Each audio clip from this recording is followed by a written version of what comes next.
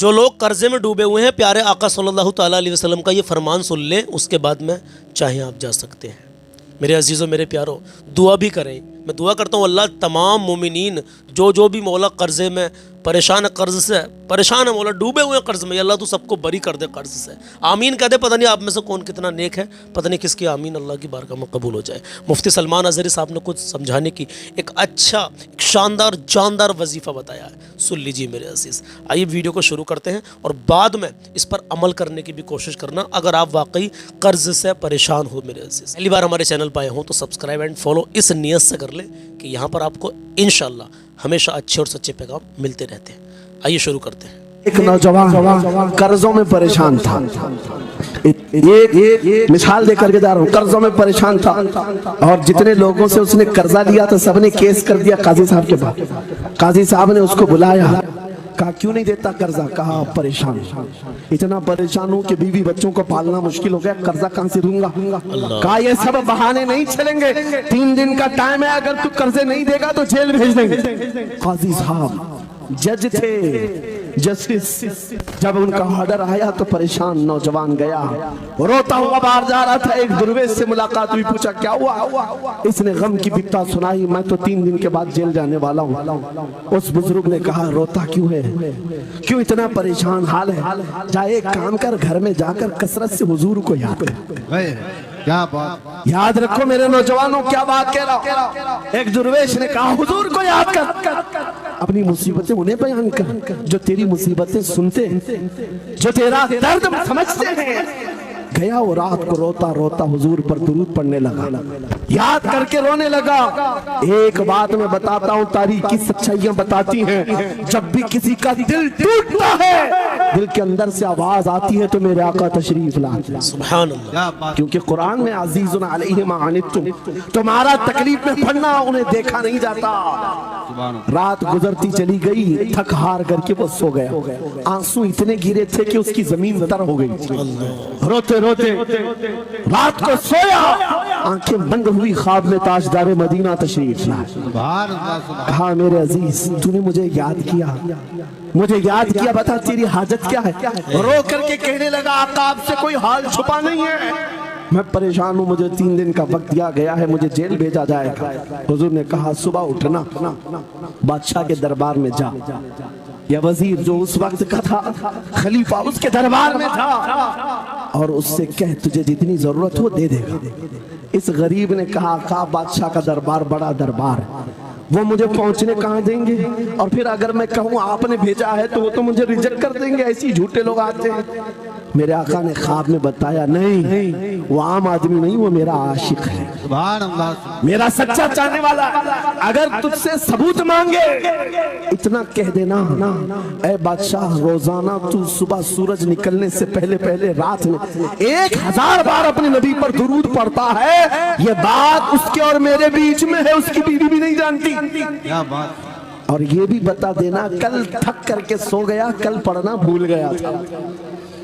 یہ غریب نوجوان ہے، صبح اٹھا دوڑتا ہوا اس دربار میں گیا، بادشاہ کے سب کی سبیں چیرتے ہوئے آگے بڑھا، کہا بادشاہ مجھے اللہ کے رسول نے بھیجا۔ بادشاہ نے کہا کیسی جرات کرتے ہیں آج لوگ، سیدھے آ کر کہہ رہے رسول اللہ نے بھیجا۔ بلایا کیا بات ہے؟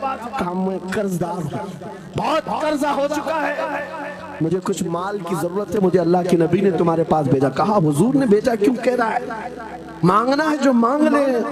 اس نے کہا نہیں آقا نے کہا ہے۔ بادشاہ نے کہا پھر بھی تو کہہ رہا ہے؟ کہا ہاں یہ بھی بتا کر بھیجا روزانہ رات کو تنہائی میں تم 1000 بار درود پڑھتے ہو، اور کل تھک کر کے سو گئے تھے، کل پڑھنا بھول گئے تھے۔ اتنا سنا بادشاہ اپنی کرسی سے اچھل کر آ گیا، کہا یہ تو راز ہے، میری بیوی بھی نہیں جانتی، اگر تجھے خبر ہے تو پھر آج تو میری معراج کا دن ہے، اس لیے کہ اب تک جو پڑھتا تھا اب یقین ہو گیا وہ سنتے بھی تھے، وہ سنتے بھی تھے، وہ سنتے بھی تھے۔ جوش میں آیا، رقص کنا تھا، وجد میں آیا، خزانے کی چابیاں کھول دی، جا میری مراد پوری ہو گئی۔ آج تو بشارت لے کر کے آیا ہے، جس کے لیے جیتا تھا وہاں سے नबी दे वसलत आ गई है, जा तुझे जो चाहिए ले जा। वो नौजवान गरीब आदमी था, तंगदस्त मुफलिस जरूर था, लालची अय्याश नहीं था, जरूरत भर का माल लिया और चलता बना। सीधे अदालत में आया, काजी साहब से कहा बुलाओ जितने कर्ज खा थे, सबका कर्जा एक ही दिन में चुका दूंगा। आज पैसा लेकर के आया हूँ। सब आ गए थे, अदालत में बैठे हैं। काजी साहब कुर्सी पर आए, जब ये पूरे सीना थान कर खड़ा है, माल है आज देना है, जिल्लत नहीं होगी। काजी साहब की आवाज आती है, गरजदार आवाज, ऐ नौजवान बैठ जा अपनी जगह पर। ये सहम गया, आज कौन सा ऑर्डर आने वाला है। काजी साहब ने फैसला बदल दिया, कहा तू अपना कर्जा नहीं अदा करेगा, तुझ पर जितना कर्जा है मैं अपनी जेब से अदा करूंगा। क्या बात है, बहुत। ये क्या बात हुई, ये क्या बात हुई। कहा यही बात तो आप 3 दिन पहले भी कर सकते थे, जब आप धमकी दे रहे थे जेल की। कहा काजी साहब आज फैसला क्यों बदल गया। काजी साहब कहते 3 दिन पहले मैं तुझे नहीं पहचानता था, फैसला सुनाकर चला गया। जब रात को सोया तो मेरे आका तशरीफ लाए और तेरी तरफ मुझे दिखा करके कहा, ऐ काजी तेरे पास दुनिया बहुत है, इस गरीब की मदद कर, अल्लाह तुझे जन्नत अता करेगा। मैं मेरे नबी के उस फरमान पर अमल करना चाहता हूँ, आज तू नहीं देगा मैं अपनी जेब से अदा करूंगा, तू बैठ जा बैठ जा। ये तकरार चल रही थी, जितने कर्ज खा खड़े थे ये मामला देखते हैं अपनी कुर्सियों से खड़े होते, कहते काजी साहब माफ कीजिए, हमने मुकदमा किया, हम सबों ने इसका कर्जा माफ किया और जिंदगी भर जब भी इसे जरूरत है ये हमसे और पैसे ले सकता है।